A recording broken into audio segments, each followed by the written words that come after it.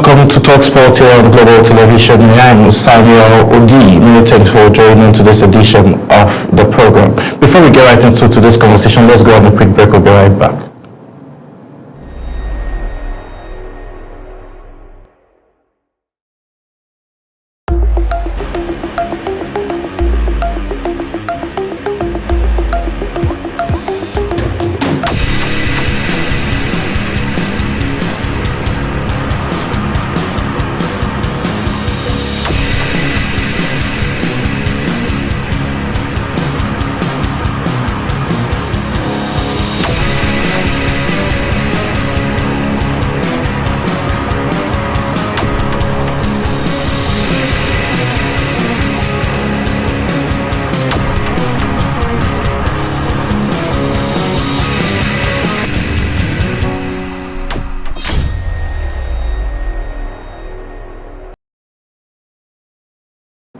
Hello everyone and welcome to the program TalkSport here on Global Television. I am Samuel Odi. Many thanks for joining to this edition of the program. Today we have lots of interesting and exciting updates to bring you, starting from the fact that Nigeria has submitted its bid to host Formula One Grand Prix. That is very, very interesting, and then we'll definitely follow up with that report and then bring you updates on the 20 Flying Eagles that's talking about the World Cup and the 20 World Cup Championship currently ongoing in Chile.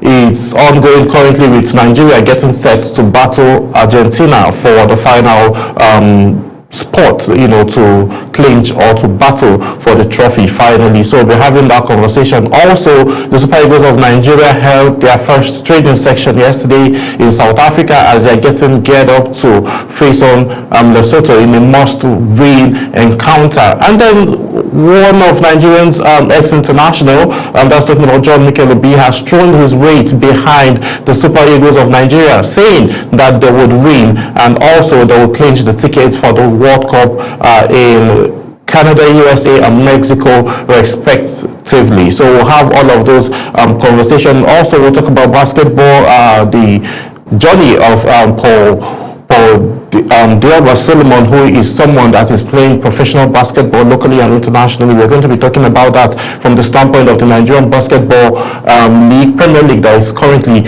ongoing. The first phase was held here in Abuja. The second phase was, held in Jos, and also we saw that second phase came to an end just this past weekend. We'll talk about it and then see how well the projection and the trajectory of Nigerian basketball, how everything is going. And then the NBA preseason is currently here and lots of actions are happening both home and abroad. So I'll bring you most of those highlights as we extract those major talking points. We saw recent tradings happening between the Golden State Warriors with Bolton Celtics, where Howard is now part of the Golden State Warriors, having Howard and also having Drummond Green, having Stephen Curry, and as well as Jimmy Butler on the same team. That is going to be a mind-blowing season for the Golden State Warriors. I think they're on their way to winning their fifth. Stephen Curry is on his way to winning his fifth NBA championship. And also another great news is that his younger brother Seth Curry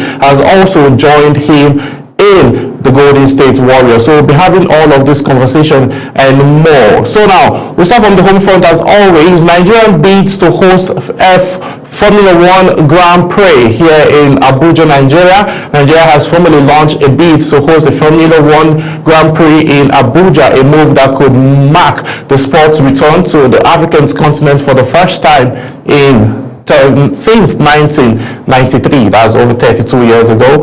The chairman of the National Sports Commission, Malam Shehu Diko, announced that the proposal has been submitted to the Federation Internationale of the Automobile and Formula One Management through Autonomous Racing Promotion, Nigeria's official representative in the negotiations. This bid is more than just about hosting a race. It is about showcasing Nigeria's capacity, creativity, and commitment to developing world-class sporting infrastructure. Diko stated, it is a landmark project that will redefine Nigerians' place in the global motorsport and sport tourism. The Abuja Grand Prix enjoys the support of top government officials and private sector and partnerships to be able to see this coming to full fulfillment. But questions are, where are the tracks? That is a very big question that Nigerians are asking. This is a very big initiative, but where will all of this be hosted? Where are the tracks for these individuals to come and also race with their cars and all of that? So there's just a whole lot going on. There's a whole lot of question, a very big question mark, hanging in a balance, but we'll see what will happen. But for the fact that the commission was able to send out this bid and submit this bid, it means that a whole lot of work is being done as we speak, so as to see to the actualization of this of hosting this Formula One Grand Prix here in Abuja, Nigeria. So moving on, Lagos State to host historic first National Sports Commission Intermediate Games in 2026. The National Sports Commission has announced that Lagos State has for the first edition of the National Intermediate Games in 2026. The concept of the Intermediate Games is one of the initiative of the National Sports Commission to restructure or to structurally enhance, monitor and develop the country's sporting talent within the age of 16 to 19. Chairman still of the National Sports Commission, Madam Shehu Diko, said, as a country, Nigeria must have a proper grassroots model for discovery of bidding talent, which will show an organic pathway system to the elite card. We are determined, he says, to have a suitable podium success at international competition, but it will only come when we have the right structure that has aid elite success, and intermediary games will strengthen our goals. The bedrock of every structured sport development is an effective grassroots system, and this is what we are aggressively pursuing with the mandate given by Mr. President. So we will see how all of this will pan out, and then the director of the National Sports Commission, Honorable Bankole Olupade, said this in another international step to curb some of the age challenges of the country's grassroots sports. With the National Youth Games and the National Sports Festival fully established, the Intermediate Games will help bridge the gap and will give better clarity to our grassroots development drive, and will help our young athletes to have better preparation before they move to elite levels. And he also said, we are very excited that Lagos State has graciously agreed to host the first edition, which will go down as a major milestone in the illustrious sporting history of our beloved country. This is very interesting to see, and it's very, very nice to see that, okay, stories and grassroots sport development is now giving the attention that it requires. For the state like Lagos looking to host the first ever Intermediate Games is just very interesting, and we applaud the Lagos State government, and also applaud Madam Shehu Diko, the Chairman of the National Sports Commission, for all of these great initiatives that he is pushing and putting out there. Congratulations to you, sir. So moving on now, Nigerians power lifters to begin World Championship quest. Looking at it now, Nigerian powerlifters contingents depart the country last night for the 11th World Powerlifting Championship holding in Cairo, Egypt from October the 9th to the 18th. The milestone event marks the first time the World Championship will be hosted on African soil, symbolizing a new era for sport on the continent. The first batch of Team Nigeria athletes left the country on Tuesday, and cheers and well wishes from officials, fans and supporters. The second batch of the continent is scheduled to depart later today from Lagos, completing the full team that will represent the nation at the landmark competition. In a statement released by the National Sports Commission, official expressed confidence in the team's readiness and determination to uphold Nigeria's long-standing reputation as a force to be reckoned with in the global powerlifting championship. So we will see how all of this pans out for these individuals, and we're cheering for them. So moving on, still we are moving very, very fast today. FIFA Under 20 World Cup, 2 countries qualified for the quarterfinal stages. 2 countries have qualified for the quarterfinal stage of the ongoing FIFA Under 20 Cup in Chile, World Cup, in Chile. This follows the conclusion of the round of 16 features between host nation Chile and Mexico played in the early hours of today, and also the two countries that have made it to the last 8 so far are Mexico and Spain. Mexico trashed Chile 4-1 to qualify for the quarterfinal stage. Spain had yesterday defeated Ukraine 1-0 to progress to the quarterfinal stage. Meanwhile, more round of 16 matches will take place later today as Nigeria will face Argentina while South Africa will clash with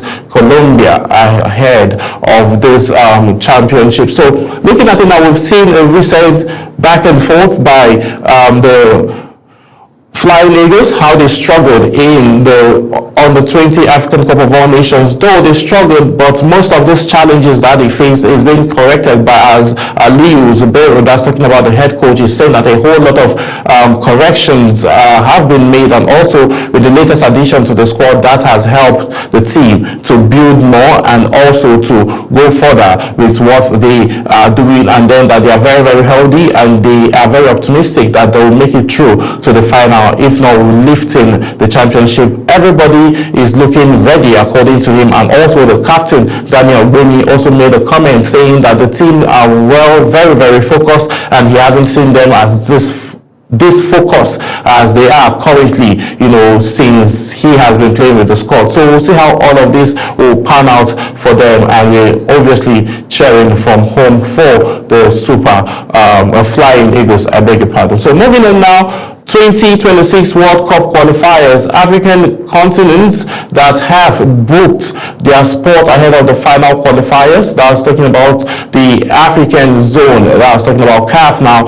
Qualifiers for the FIFA Club World Cup 2026 began on November the 15th, 2023, and will be concluding in November 2025, and that's talking about next month.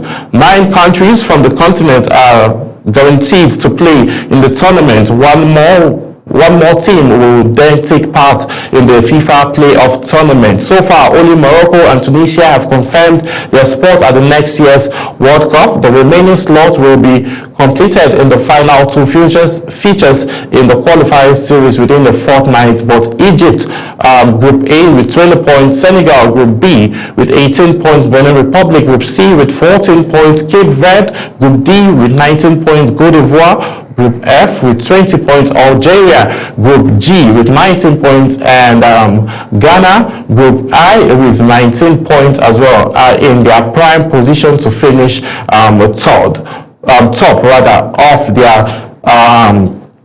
of their group. So that's if upsets didn't happen. Now moving on now, let's still talking World Cup qualifiers. Lesotho begins ticket sales for Super Eagles clash. The Lesotho Football Association has announced that the sale of match tickets for the Crocodiles 2026 FIFA World Cup qualifying match day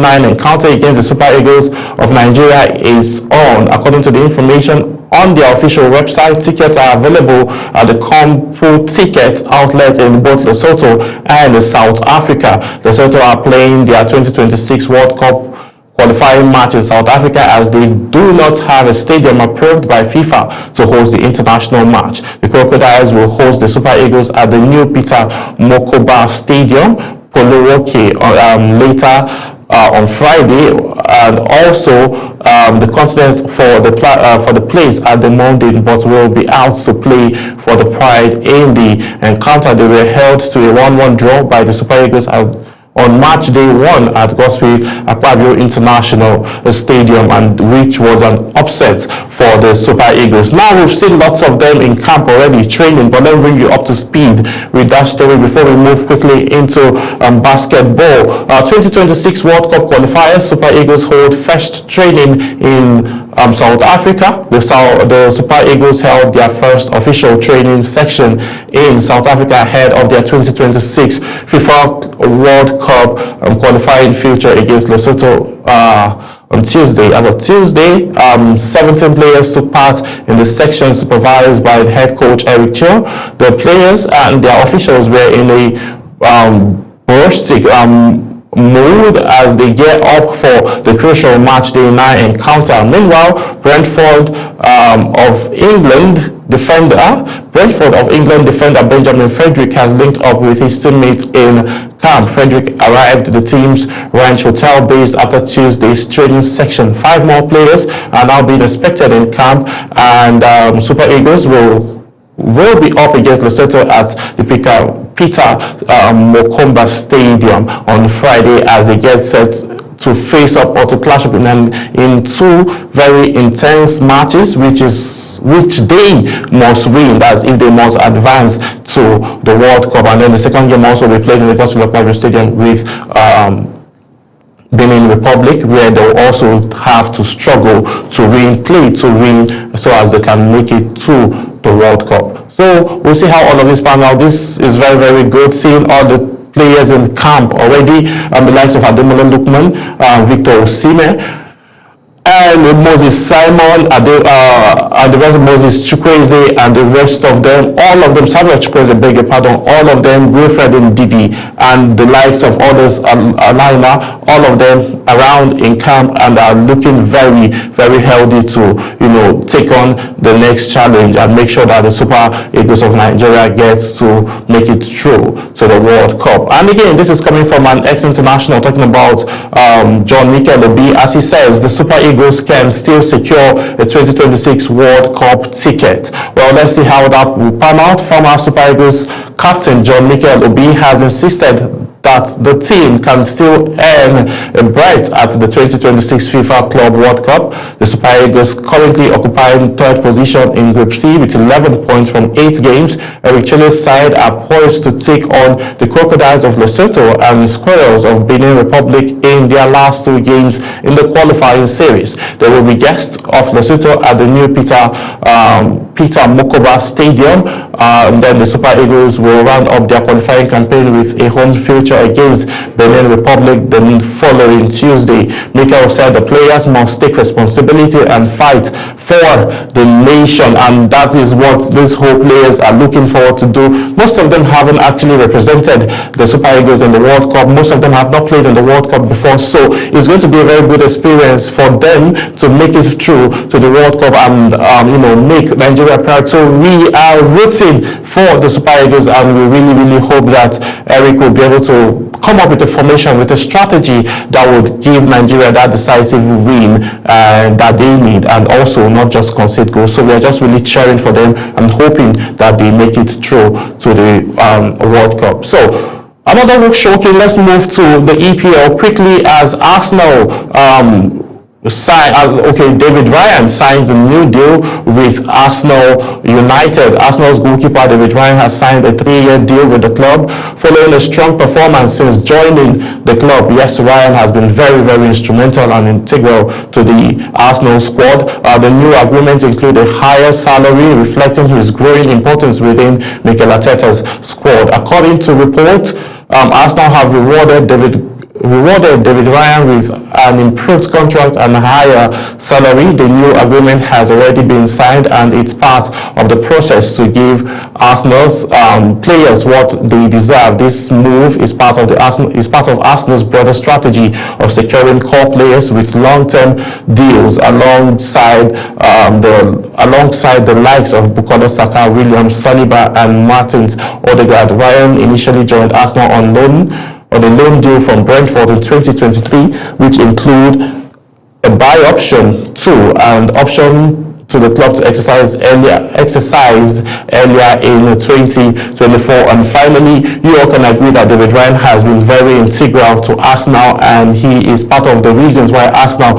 is moving the way they are moving, having clean sheet and having crucial saves, and also being a hero of the match a couple of times to make sure that Arsenal got the decisive win that they wanted. So congratulations to him, and then we'll see what the next 3 years will look like for him putting on the uniform of Arsenal. So moving on now, let me bring you a quick highlight of the games that were played earlier today. That's talking about OKC Thunders as they take on Mavericks in the NBA preseason games that was played. So we'll bring you that highlight, and afterwards I'll be introducing my guest who will walk us through how his journey playing in the Nigerian Basketball Federation, that's the Nigerian Basketball Premier League, how it has been ongoing. Stay with us after these highlights. Tonight in Fort Worth, the Mavericks are playing a